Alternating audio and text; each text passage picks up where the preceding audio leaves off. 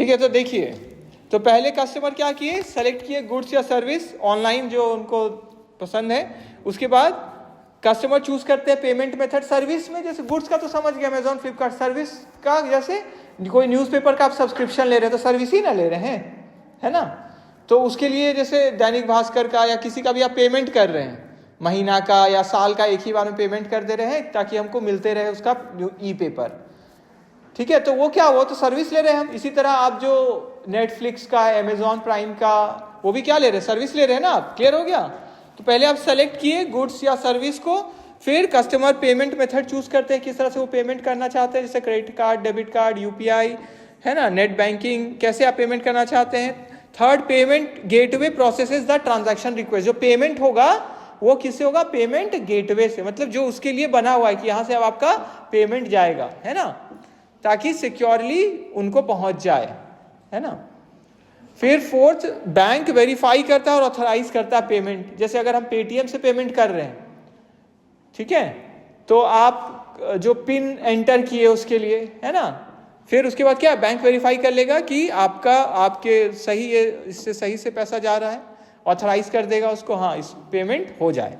ठीक है। Fifth, the amount is transfer to the seller's account. फिर जिसका में रहता है, लिखा रहता है ना, फिर सक्सेसफुल वाला मैसेज आ जाता है, मनी सेंट, है ना, वो जो आ जाता है। Finally confirmation is sent. Confirmation हो जाता है किसको, both buyer and seller. Message आ जाता है ना, जिससे कटा है पैसा कि आपका इतना रुपया डेबिट हो गया, और जिनके पास चला गया कि आपको इतना प्राप्त हो गया। Types of electronic payment system तो अलग अलग तरह का है। जैसे अगर हम क्रेडिट कार्ड से पेमेंट करते हैं तो वो तो क्या होता है, क्रेडिट कार्ड आपका पैसा बैंक के पास जमा नहीं है, वो क्या है, आप उतना एक तरह से क्या हो गया, आपका लोन हो गया बैंक से, है ना, उधार हो गया ना। वो जितना भी आप परचेस करेंगे, अगर आपका उतना पैसा जमा नहीं है तो एक तरह से आप क्या लिए, लोन ही लिए ना, शॉर्ट टर्म के लिए, किससे, बैंक से वो लोन लिए। डेबिट कार्ड में क्या होता है बोलिए, जो हम लोग का सेविंग्स अकाउंट है उससे पैसा कट जाता है ना। तो ये डेबिट कार्ड में क्या है, ऑलरेडी पैसा है, इसलिए क्या होता है, इसलिए नाम है इसका क्या, डेबिट कार्ड। अब आपका अमाउंट क्या हो जाएगा, डेबिट हो जाएगा, मतलब बैंक आपको डेबिट कर देगी। डेबिट कर देगी मतलब आपके अकाउंट से माइनस हो जाएगा। क्लियर हो गया। ठीक है, तो क्रेडिट कार्ड पेमेंट डिडक्ट कर दिया जाता है आपके बैंक अकाउंट से। Electronic fund transfer enables bank to bank transfer electronically. ठीक है, तो EFT जिसको हम लोग बोल रहे हैं, इलेक्ट्रॉनिक फंड ट्रांसफर।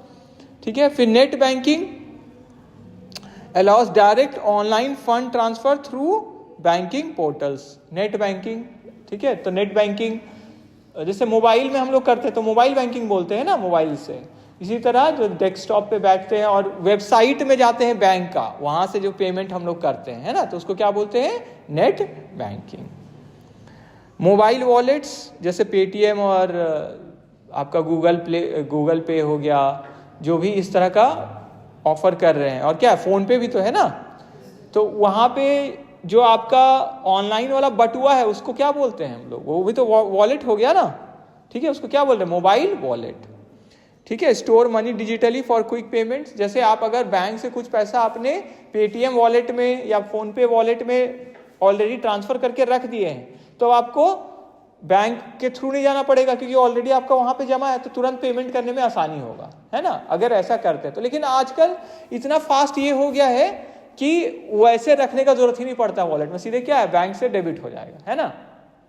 पहले जब नया नया आया था तो क्या है, कुछ पैसा आप इसमें भले ही ट्रांसफर करके रखिए, लेकिन अब क्या है, डायरेक्टली आपके बैंक से डिडक्ट हो जाता है। UPI enables instant real time bank transfer. UPI जैसे हम लोग यूपीआई से पेमेंट करते हैं, तुरंत हो जाता है। Electronic cheques are digital version of traditional cheques. ठीक है, तो इलेक्ट्रॉनिक चेक्स का भी अगर यूज करते हैं हम, तो डिजिटल वर्जन है जो हमारा ट्रेडिशनल चेक का। मतलब जो नॉर्मल चेक किससे होता है, पेपर वाला होता है ना, चेक देखे सब। ठीक, अब कुछ दिन में हमको लगता है चेक भी गायब ही हो जाएगा, अब तो यही सब ज्यादा चल रहा है। अब चेक यूज करते हैं आप लोग, अब तो इससे ही ना होता है, मेनली मोबाइल से तुरंत पेमेंट हो जाता है। ठीक है, फीचर्स, क्या क्या फीचर्स है इसके, फीचर देखिए, it is fast and convenient. Fast है क्योंकि तुरंत पेमेंट हो जाता है, हाँ, और कन्वीनियंट है, कहीं से भी कर सकते हैं, कभी भी। इट ऑपरेट्स 24/7, कभी भी कर सकते हैं आप, मतलब क्या, 24 घंटा 7 दिन। 24/7। इट इज़ पेपरलेस, पेपर का जरूरत है नहीं। तो और क्या है, it ensure security through encryption and authentication. Security रहता है, एनक्रिप्टेड रहता है डेटा, और ऑथेंटिकेशन रहता है, मतलब उसको इजाज़त दिया जाता है, सही रहता है, जेन्युइन रहता है। It supports both domestic and international transactions. बाहर भी आप पेमेंट कर सकते हैं, रिसीव कर सकते हैं। एडवांटेज क्या है, जल्दी पेमेंट करते हैं, इसलिए सेव्स टाइम एंड कॉस्ट। नहीं तो क्या होता, आपको बैंक जाना है, वहाँ तक का भाड़ा लगेगा, टाइम लगेगा, वहाँ लाइन में खड़े रहिए, पैसा निकालिए, लाइए घर, जहाँ जाना है वहाँ जाइए, और जिसको पैसा देना है वो दीजिए। पहले तो ऐसे ही होता था ना। आजकल कितना पैसा भेजना है, तुरंत चला गया, तो आपका कॉस्ट भी बचा, टाइम भी बचा, एफर्ट बचा। ठीक है। फिर इम्प्रूव्स ट्रांसपेरेंसी, दोनों तरफ क्लियर हो जाता है, मैसेज आ जाता है। जैसे कोई पेमेंट, जैसे रेंट का पेमेंट किए हम लोग, तो जो मकान मालिक है उनको भेज भी देते हैं ना हम लोग, ये देखिए हम पेमेंट किए हैं, आपको अगले मंथ का या इस मंथ का हम पेमेंट कर दिए। तो ट्रांसपेरेंट रहता है, पारदर्शी रहता है, क्लियर रहता है। मतलब ensures accurate record keeping, record भी हमारा सुरक्षित होता है ना, ऑनलाइन स्टोर हो जाता है, देख सकते हैं ना हम लोग जाके अपना जो भी फ़ोन पे है या पेटीएम है उसमें जाके देखते हैं ना हम लोग, हाँ कब कब पेमेंट किए थे, दिख जाता है। और आजकल ये लोग और अच्छा कर दिए हैं, देखिए आप टोटल मंथ में कितना खर्च किए उसका भी ब्यौरा दे रहे हैं। टोटल अभी तक आप इतना खर्च कर चुके, इतना खर्च कर चुके, इतना तो सैलरी भी नहीं है, कैसे खर्चा हुआ।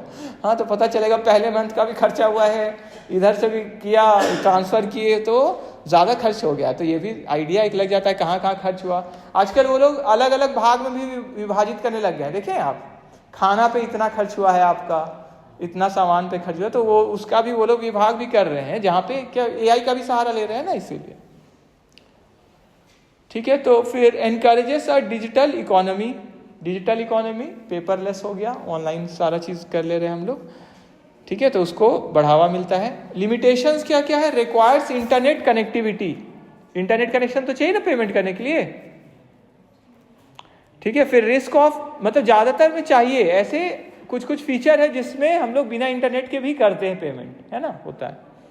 Requires internet connectivity. दूसरा रिस्क ऑफ साइबर फ्रॉड, जो कॉल आया और बोला कि एक नंबर दाबिए और आप प्रेस किए, तो क्या होता है कि कभी कभी बोलते, फिर अगले ही समय पता चला बैंक अकाउंट का बैलेंस खाली, भले ही बैंक अकाउंट में पैसा नहीं होगा, लेकिन लगेगा कि बहुत चला गया पैसा, है ना। क्या मतलब, भले ही बैंक अकाउंट में अभी भी पैसा नहीं है, पर लगता है कहीं मेरे साथ धोखा ना हो जाए। ये अलग ही चीज़ है ना। फिर है क्या, टेक्निकल फेलियर्स में ऑकर। ठीक है, कि आपका सब चीज़ सही था लेकिन अचानक से नेट चला गया, तो क्या वो बोलते हैं क्या कि मेरा पैसा फंस गया, है ना, भेजे तो थे पर नेट का ऊपर नीचे, नेटवर्क का ऊपर नीचे हो गया, जिसके कारण फंस गया पैसा। रिक्वायर्स डिजिटल लिटरेसी, थोड़ा तो पढ़ना लिखना जानना चाहिए, तभी वो आप अच्छे से यूज़ कर पाएंगे। कंक्लूजन देखिए, इलेक्ट्रॉनिक पेमेंट सिस्टम एक सिक्योर और डिजिटल मैकेनिज्म है जो इनेबल करता है cashless and paperless transfer of funds in e-commerce. ठीक है, तो कैशलेस तरीके से, पेपरलेस तरीके से इसमें हम लोग कर देते हैं। ठीक है, ये हो गया हमारा।